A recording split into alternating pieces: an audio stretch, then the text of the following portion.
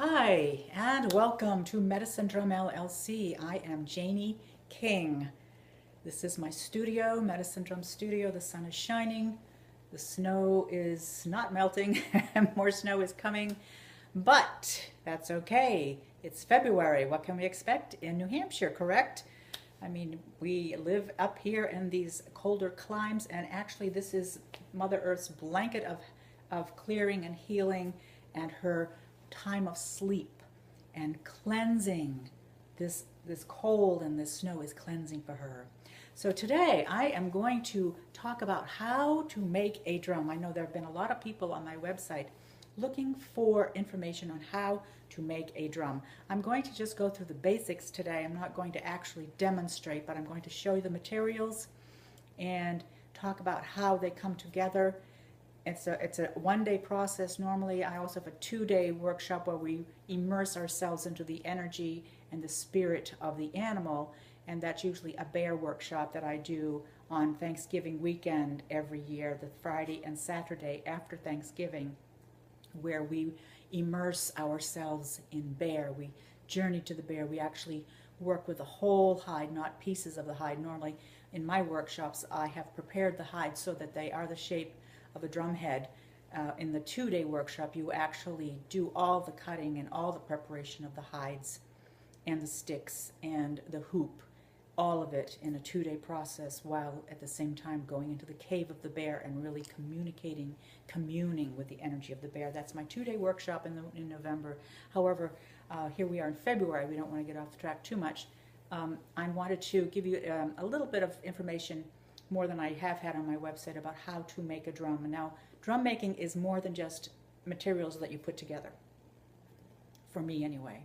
My workshops are very spiritual. It's a sacred process. It's a deepening into your connection to your power animal, your totem animal, or into yourself. And many times people have emotional reactions when they make drums in my workshops, because it's not just about putting pieces together like a puzzle. It is touching and being with a real animal, with a deer or a moose, or in this case I do have to show you a bear hide, and connecting in with a real animal hide. We also connect in with the spirit of the tree, the hoop, the round hoop. In the case of most of my workshops, my hoops are maple. Maple is the leader of the tree people. It's very fitting that we should use maple tree hoops. Very strong, very powerful, very plentiful here in New Hampshire. It's a native tree to New Hampshire, and the energy of the tree bringing its roots into the earth and its limbs up and out. It's a conduit, isn't it? It's a connection. So the spiritual aspects are delved into during my workshops of the tree and the hoop. Another thing that we work with is the stick. You will make your own drumstick. That can be a different kind of wood, native here to New Hampshire. And what I do is I go out into the woods. When I do a lot of my walking in the woods, I bring a cutter with me, or a saw, and I find downed saplings that have lost their life in snowstorms and blizzards, or just by another tree falling on them, or they may have been down for some time, they've maybe aged. Or sometimes I go kayaking and find beaver chews along the edge of the water where I kayak, and I pick up the beaver chews, and lots of times my sticks are made out of sticks that have already been chewed by beaver, and you can see their teeth marks on them. So without going too deep into that, that's a little bit about the beginning and the spiritual aspect of what I do, what a workshop is like.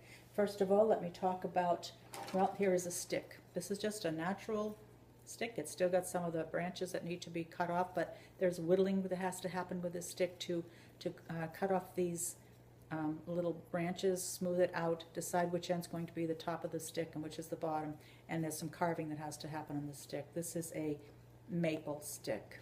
So you'll be making your own drumstick. This is the lacing. The lacing is cut out of the hide. Depends on the length of the workshop. If we have time, it's a good long workshop, you will do your own cutting of the hide when it's wet. And right now this is dry, so it's it's hard. But this is what we would do is we soak it. It becomes pliable, and we use this this leather, not a hide, strips of hide to lace your drum. The next thing we would look at is the hoop. Here is a 15-inch hoop. This is standard for the workshops that I facilitate, 15-inch hoops. I am beginning to expand that and offer 13-inch hoops or 16 to 18-inch hoops. They will be a little bit different in price, but they will be also 10-ply maple. These are 10-ply. They're machined. They're not hand-bent. I do have also this type of a hoop, very seldom, but I have a few of these hoops, and this is a handmade hoop. I believe it's out of cedar, and it's, if you look at it closely, it's pieced together. There's 16 pieces of this hoop put together, and it's a very, very strong hoop, and that is a 16-inch hoop. So that's a couple of what the hoops look like. When we work in my workshop, we go in deep into the tree energy. We work with the hoop to put your own energy into that, and there's a lot more to it, but that's the hoop that we work with in my workshops anyway. And finally, here we have a piece of bear hide. Now this hide is very hard. It's not soaked. This would be probably big enough for a 15-inch drum. Let me put the hoop back on. You can see there would be enough hide here for a 15-inch drum. And so this is bear hide, as I said, bear hide. And if you can see the texture of the hide, you can tell it's just a beautiful, beautiful hide. We honor the animal in ceremony. And so you would cut the hide after it's soaked. So this would be soaking overnight to make it pliable and soft. And then it would be cut to size. You would put the hoop on and cut to size. And then you would make holes in the hide and string it with the lacing that you had cut. So you string it with the lacing. You'd lace it with the, although bear hide, we don't use the bear, we use a different animal because bear hide is not as does not have the same tensile strength as moose and deer and other animals. So there you have it, and this is my small this is a 10-inch drum that I've made out of elk hide. This is an elk hide drum, and this would be what the pattern would look like when you make your 15-inch drum. So it's handmade, and as you can see, the lacing is all the same hide, elk hide strips that you would cut, and you would then wrap the back, and there you go. You'd have your beautiful handmade sacred medicine drum, your sacred medicine drum. That's beautiful, isn't it? This is an elk hide drum. This drum will be available to purchase if you're interested. So there you go. That's a brief description on how to make a drum. If you have any questions, please do email me or contact me on my website. I'll be very happy to talk more to you about any questions you have. Coming up hopefully this spring, I will have more a video more actually showing you how I make my drums one piece at a time. It's a long process, so putting it on a 10-minute video is kind of a lot of planning that I haven't been able to do yet, unfortunately, but I hope to do that this spring or this summer, so I'll have more details for you on how to make your own drum. So I hope you enjoy this video.